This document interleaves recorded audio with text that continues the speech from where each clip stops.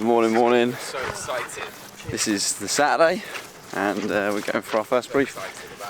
Just hiding away. Yeah, so we're going for our first brief in 6:30. I think this is mainly for the comp pilots, but comp pilots will get a briefing as well. Weather conditions is like 2-3 miles an hour, so absolutely nothing at the moment. Nice and misty. I guess we'll see what happens, won't we? Beautiful morning, it's looking like too. All that big band of thunder that was meant to be coming across the country, or was thought to be last night, has disappeared. So we will do a long flight from here this morning, with a return to base for lunch, and see what we do this afternoon if it stays viable. For you guys, I think it would be good to get you doing a bit of navigation planning. Again, it's going to be viable all morning, so there's no need to rush out as far as far. Sit down and think about mapping out maybe a declared time of arrival at certain points. So thinking about working around your course, how long it's going to take you to get from one to another. How you mark that on your map. How you then think about the run up of approaching certain points and getting there as close as possible to the time that you've pre-declared. The weather this morning is misty.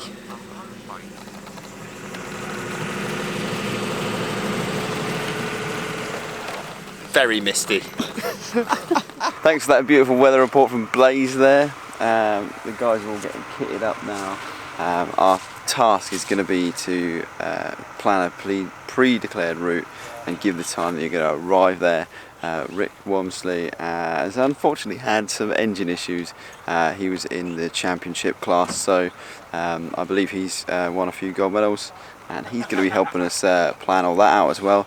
We've had loads of help from Mike and his going to the world comps, many comps over the years, and being a world competition director as well. So we're calling on everyone's knowledge. We're learning so much. Yes, it is early mornings and late evenings, but that is kind of what a competition is, and it does kind of push your envelope of comfort zones.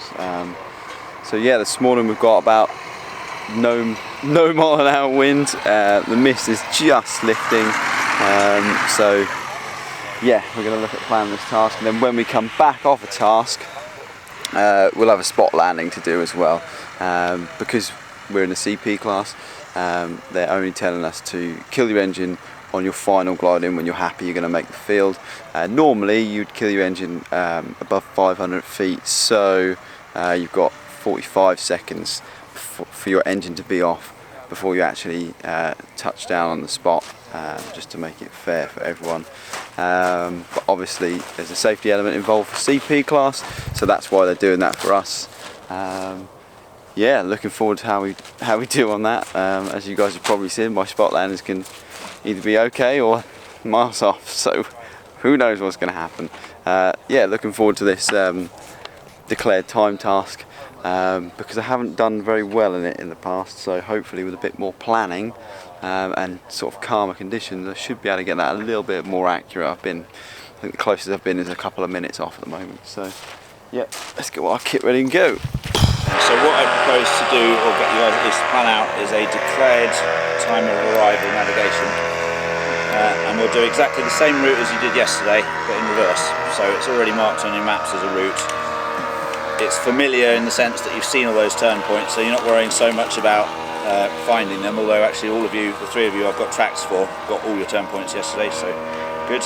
And what I'm looking for is your time in seconds of arrival from the start point at each of the subsequent points. So it's not time from 1 to 2 and then from 2 to 3, it's time from 1 to 2, from 1 to 3, 1 to 4, 1 to 5. Unfortunately, I did a pretty terrible job of filming Rick's explanation of the declared time task and how to plan for it. However, I'm aiming to do future videos on how to fly each individual task, so that will be included in there. But just to go over briefly what Rick taught us, we were using an app called E6B, which is a really extensive app, but specifically we were using the heading, ground speed and wind correction angle section to plan this task. Essentially, there's 4 things you need to input into this app to work out what your ground speed is after the wind correction. And those 4 things were your bearing, the wind direction, the wind speed, and your true air speed, so your wing speed. One of the things I calculated before I went to the comp, but something we all covered again on our first day. And inputting all that information into the app then gives you the ground speed after the wind correction angle. You would then take that speed and use it to scale speed triangle and plot the minutes along each leg of that task. Each leg of the task needs to be calculated individually because you're likely to be changing direction, which in turn will change your ground speed because the wind is now at a different angle to you. So we just planned that task, but the wind picked up, so we had to knock that one on the head. Instead, we've done some ground handling, had a good session on that. You can never do enough ground handling, but now Mark Shaw has marked our exams, so we're about to find out our results. Hopefully it's a pass, but we'll see, won't we? Change of plan. Mark split up the 2 clubs and he's going to debrief the Green Dragons, then come over and do us guys later. And in the meantime, Debbie's made us some lunch. Look at this! Thanks, Debbie. We're now heading over to the deck area just to look through all the competition pilots' gear, what they've chosen, why they've chosen it, what modifications they've made, and yeah, just give us an idea of what things we can do in the future when we come back and compete properly. So let's do that. Why do you specifically prefer trike to Reason being, 3 years ago I had 2 operations, one on each knee at the same time, so it put me out of action for a while, and it was the only way I could carry on with the sport. So it took a while to get used to it. It's not easy. You know, you'll look online and people say, yeah, flying trikes is easier than foot launching. It's just not. You've seen this weekend accidents happen, and when they happen, they're usually a lot worse than foot launching. You know, foot launching you trip over. So with these, you roll over, you've got no control. So they're easier to land because you can land crosswind, downwind. Doesn't really matter. It's a wind. But the main reason this year was I was going foot launch.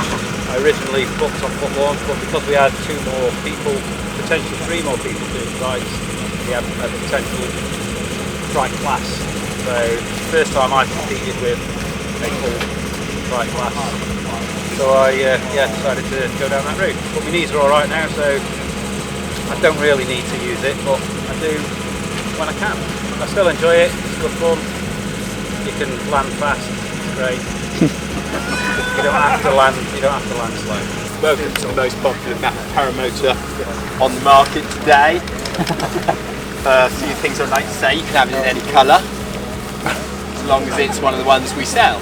Top 80 engine, I don't know, it's certainly one of the most popular with over 10,000 engines out there. Nobody knows exactly. One day Viterazzi and maybe they're passing it, I don't know, but they're selling well. The carburettor is like a standard float mold carburettor, so it needs a little vacuum pump, pumps the fuel up here, and it's gravity fed into the car, but it can't suck enough fuel up for itself. It makes it more efficient. You can change the needles to really trim it down. As you use less fuel, you have to mix more oil into the fuel, because you still need the same rate of oil going through the engine. I'd like to introduce my co-host, Ben Neck. Booth. Is that your lead pilot? Yeah, I came here this week to do a little tour guiding through 50 kilometer snake navigations to show this guy the track. I hope he doesn't get more points than you. I hope so. My engine, I fly a Products frame with Viterazzi Moster 185cc. The engine is built 2019, but the exhaust is the new My 20 version with the joints. And I got the 1.40 m propeller, and the reduction, the Moster is available with different reductions, and this is more made for economy and for cross-country flying. If you would order one for slalom, for example, you want to have it more aggressive, then you can choose a different one. But as I don't fly slalom competitions, I'm more focused on classic and endurance and this mix like here. I use the Vario. There is also a stopwatch, what I use in the navigation task. And then I have a sensor for cylinder head temperature and RPM. And I have this the fuel Tigi flow sensor, which shows the actual fuel flow, and it calculates how much is left. But on the third thing or fourth thing, I have this system here to change my carburetor setting. With this knob I can change the high screw and lean it out or make it more rich. And so on the echo task I open it a little bit for the takeoff so it don't get too hot. And when I had my altitude, I slowly lean it out more and more, and you have to watch the cylinder head temperature that you don't push it too much. But then my fuel flow go down very much. If you have electronic stuff, you always need to make sure that you change the batteries from time to time, because my fuel sensor stopped working after half of the flight. And then I was also back to the most important sensor, the mirror. And with this competition bottle, what I have here, it's putting the fuel up to the bottle, and from there it goes to the carburetor. And so when my main tank is empty, I have here like 800 milliliter left, and then I can see really exactly how it's going down. And I calculated the echo task and planned how many rounds I want to do around the turn points, and it worked out that I needed less fuel than expected. So I did one more, and I looked on the fuel and said, okay, one more again. And at the end I noticed, okay, the main tank is empty, and then you have the advantage with the bottle that I see exactly how much is left. And I was on the way to the church, and then I go to pick up one more in the north, and I wanted to take one more, but halfway to this third turn point, I've always watched into the turn point and to the bottle, and then I said, it will be too tight, and I turned back, and I had like 150 milliliter left. But that's what the competition bottle are good for, so you can really see. Otherwise, if you see only something going in the tank, you're moving in the air, it's some thermos. You never know exactly, is it half liter or 1.5 liter, and with the bottle you can use much more of the fuel and make sure that you get home and don't land 200 meters outside of the field. I think this is the only 4-stroke in the competition. This is old school. So this motor's 10 years old, and I bought it second hand, so it's been through quite a lot. In fact, all the welding and the densification, that's the previous owners. It's a 200cc 4-stroke. It's supposed to do 20.5 horsepower, something like that. I need to shake it out. It's brilliant, but it's an absolute treat. Just obviously for lower airtime pilots. Yeah. No, but I mean, couldn't really say it was a safe thing to do. No, well, that's perfectly safe. And that's a calibrated piece of wood. No, it is. It's a plastic rubber, just cut into a wedge with a slot down the middle. What is that set for a certain trim speed then? I imagine for. Well, you can adjust cruise. it. Just Oh yeah, I suppose. get Yeah. in, a bit more, a bit less. It works. It works. Pretty fuel efficient. About 2.5 litres an hour on slow trim. Probably 3.5. Possibly 4 litres on full speed or something like that. No mixing oil. Any questions?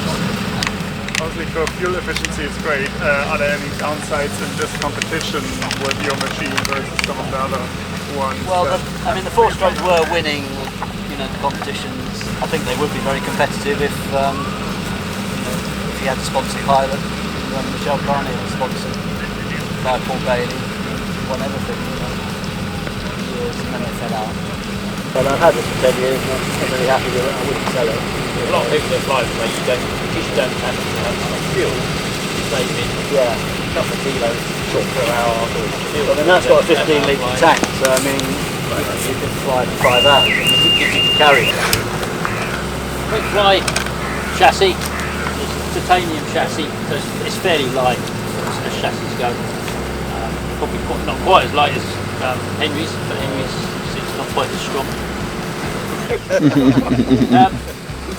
Although it is a heavy machine, it doesn't feel heavy on the back. Before I had this, I had a Bailey, and it doesn't feel much heavier than that. The advantage of this, it's economical, partly affordable, it's got float bolt carb, but it's also got a lot more power than you need, so you don't have to thrash it all the time. This has got 36 horsepower, and for someone of my weight, you just don't need that power, so you don't need to thrash it all the time, which obviously makes it a little bit more economical. But if you do need the power to climb, then it's there. I always use speed bar, whatever, even spot landing, always connect it. It's just something I do every time. You do it every time, it just becomes normal. Make the speed bar easy to get hold of when you're flying. Stick that on your foot. And then when you're flying, all you need to do is put that foot forward. You can easily find that speed bar. Always comes up beneath your foot. I think Henry's got the same.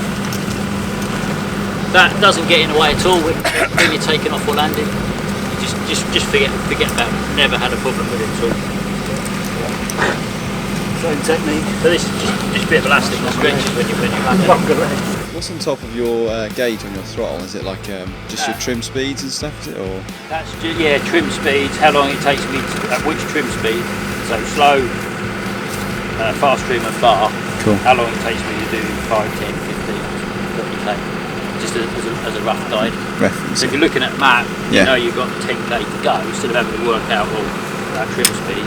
Yeah. I know exactly how long it's going to take at those speeds. Cool. And obviously if you change wing, then you need to recalculate. Yeah. So each wing's got a different trim speed. That's about it.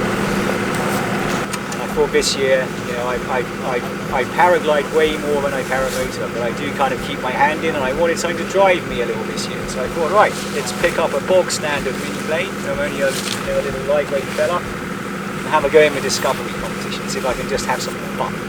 You know, no real aims of winning anything, so no need for any fancy equipment. The only difference on this machine here is it's got a better harness, a little slightly more comfortable, and I put a carbon prop on it just to give me slightly more thrust. Being lightweight myself, my all-up weight with 5 litres of fuel is 92 kilos, so I don't really need anything with insane amounts of thrust like these guys here. This is more than sufficiently for me. I think the main advantage of a mini plane is it's really light and easy to handle. I just wanted something that was simple, that wasn't going to cause me any trouble, although I did find some trouble. And there we have it, really. Not much special to talk about. Just bog standard mini plane with just showing that if you want to just come along and have some fun in the competition, you don't need anything fancy. You can just grab an off-the-shelf machine and have a go. And that's it. Nice. That concludes my talk. Nice one. We have some questions. It'd be unfair to let you get off that. Thank you. I see you've got your reserve on the front. I do. How did you get on with your map board? Because I found it pretty Right, well this is the advantage of a discovery competition, in that you don't really need a map board. Okay. So the reason, I have a side pocket for a reserve on this, which I took off and put the front mount on, so I could mount my phone and just follow waypoints, which rather than just spin these around. Again, showing that I'm here for fun and not and not competition. And I think you can also see that in the results where I scored not very much. Yeah, but you are very smiley, so I think I'm very happy. Yeah, I've had a wonderful time. You know, no injuries, no breakages, which is exactly what I wanted. And I think one of the main things was I wanted to be tasked. You know, rather than me having to sort of push myself to go out flying, it's nice to have something to do. You know, to push me to get back into paramotoring. I used to be a racing snake like Jack, and I had a mini plane, but then I had too many cars. Now I have a plane. No, this is a sort of compromise machine for me, because I have had 2 top 80s and they've been fantastic. But I wanted something with a little bit more power so I can fly easier and cruise at lower RPM. And so I chose this. This is a Thor 130. Unlike Paul's, which is also a Pellini, it's air-cooled instead of water-cooled. But like Paul's, it has the bowl-type carburetor. And this is really, for me, this is key for getting good economy. So this, I think, is virtually on par with the Bailey bolt stroke. So I'm averaging about 2.6, 2.7 meters an hour, and that's through a range of trim speeds, which of course means you don't have to carry so much fuel, and so your weight isn't so great anyway. How much does it charge you to put that carb on it? Oh, that, no, standard. That comes as that? It comes as standard. Wow. Yeah, at the end of the day, a Walbro carb is a chainsaw carb. You know, it's not designed for power motors. And to be honest, neither are these. These are for motorbikes, so it's always a compromise. But if you're prepared to spend a little bit of time setting up carbs, then I think bowl type carbs are good. So for me, it's good because I can cruise on low RPM. I can use full speed bar and still climb quite well and that's with a 20 Lumion XX22, which is for my size is ideally comfortable with this setup. First 6 months flying, I'm done foot launch, and then a truck was introduced to me, and I watched my son there using one. Looked good fun, gave it a go, and I'm really enjoying it. Transition from the trike to the foot launch, didn't you? Yeah. Quick.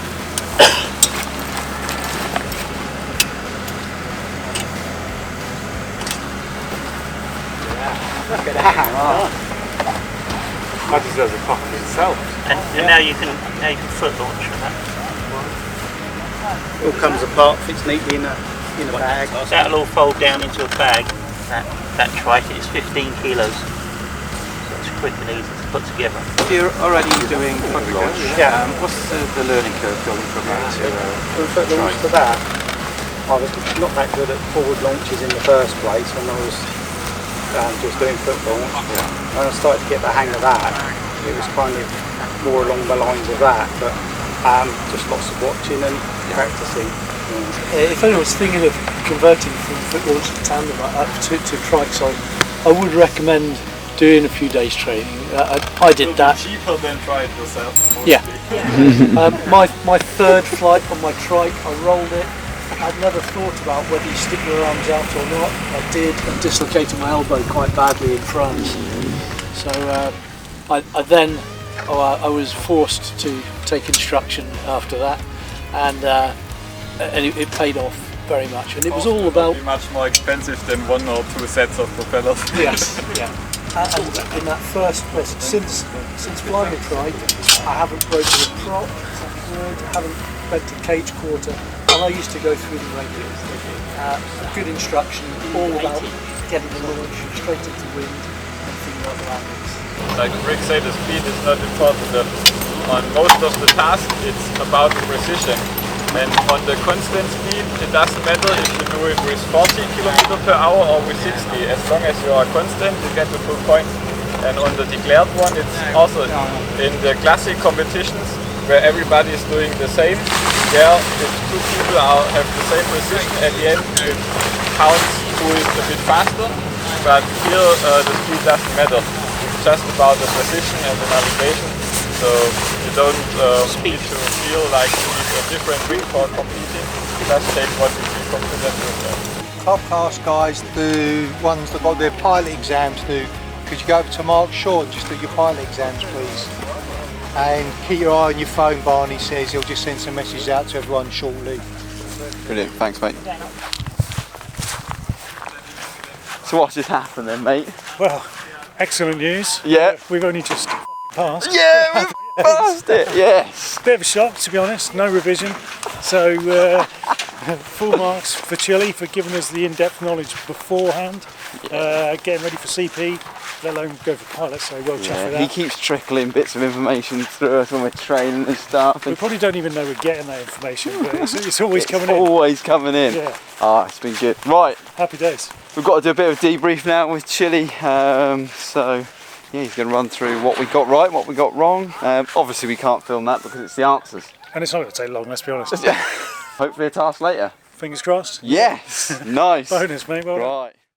If you've spent any time in this sport, you'll know that the weather dictates whether or not you'll be flying or not. And unfortunately, we never did get to fly that declared time task, so we'll have to save that for a training day. At least now we know how to plan and practice it. So seeing as we're at the end of the competition and Barney's just totting up the final scores, instead of just hanging around, why not have some fun with some ground handling wings? Andy Phillips has organised a ground handling competition where you've got 100-metre dash. First one over the line goes through to the next heat. We've got 16 pilots over here lined up ready to go. And yeah, let's kick this competition off, shall we? I'd like to. Oh, there you are. I've changed. Just giving us some prizes, just in case. Oh.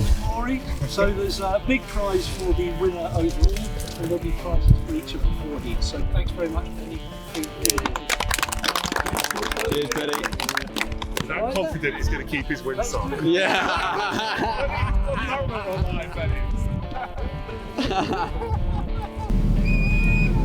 Go on! Skip. Yes! Yes! Richard, you're not letting me pull you. Oh, yes! Keep going!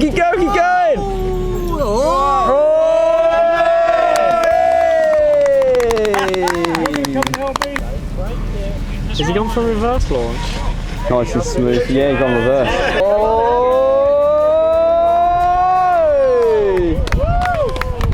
3, 2, 1.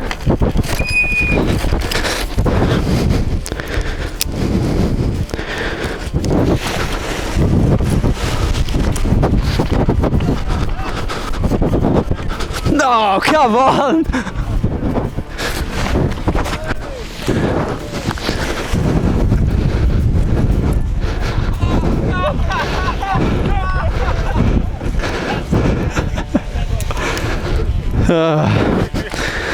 Oh.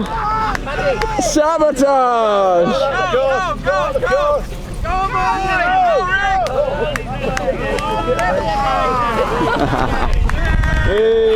That's it. Turn, yeah. Go on, Jack! He's catching, yeah, he's catching. Oh! Attention, please. Okay, so thanks very much, everyone. Great effort everywhere. The top 4 winners: Rick Shaw, Benny, Rich, and John. Okay, gentlemen. Right, go warm up your engine. Got it. Oh!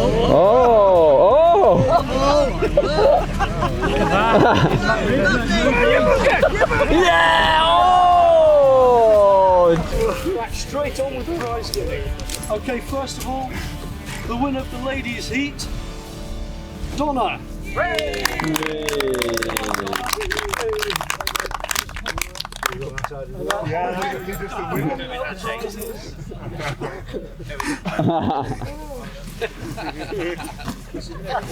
In 4th place in the final, booby prize, John, the instructor. I don't know your surname, John.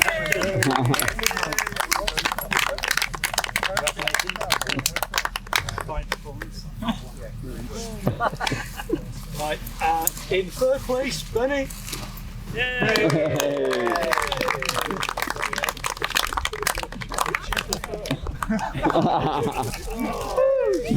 In 2nd place. Where is it? It's me. It was Rick. It's me.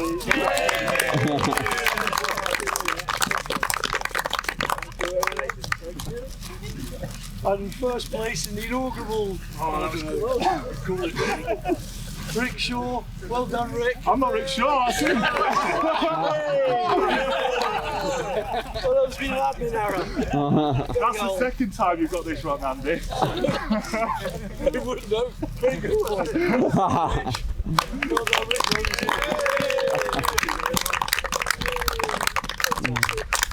Thanks very much, everyone. That was great fun. Okay, I am formally declaring competition flying closed. Had an excellent competition. It's still breezy this evening. Still meant to be low cloud over there. And given the scores that I've just seen, we'd have to do some quite significant flying to make any significant changes on the podium. So the announcement is scores are on the boards. There is obviously a sort of formal process for if there are any complaints or if there's anything that I've missed, which I may well have done. I've asked you all to let me know which routes you've done. I've done my best to make sure I've covered everything. But if you spot anything that you think you're owed a few more points, you've got 1 hour now on the final day. We shorten the complaint deadlines so that we can get prize giving at the time. Have a look at them, double check I haven't missed anything, let me know if I have. In which case we will hopefully have an award ceremony this evening.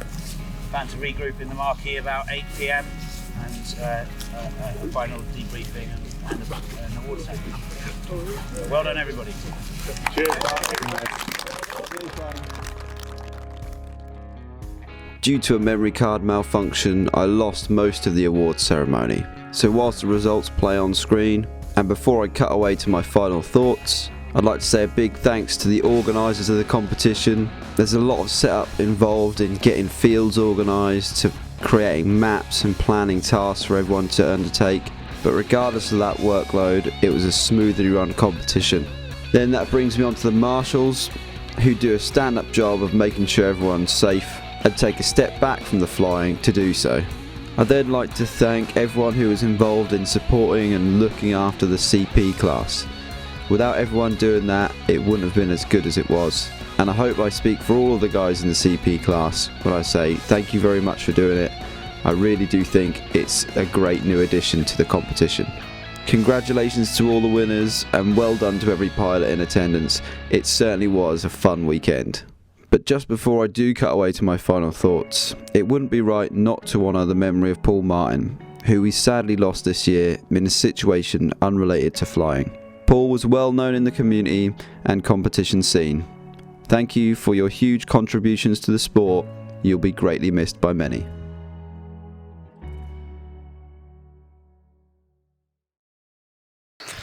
And there we have it. That was my experience of the CP class at the British Open Paramotor Championship. It's been a really good weekend. I had loads of fun. I've learned so much. I really think that the CP class, being brand new this year, will go on and be refined further in the year, and it's going to be a really good class to get people involved in competitions. I came into it not really expecting anything, and it's been more than great. It's been really good fun chatting to all the other pilots. The vibe's really good, everyone's feeding off each other's energy. You learn so much by listening to what they've been doing and talking to them, asking them questions. It's been really good. Even if you haven't thought about competitions, it definitely builds your skill set and what you can do. It really makes you understand your equipment and its limits, your limits as well, and it's just been really good.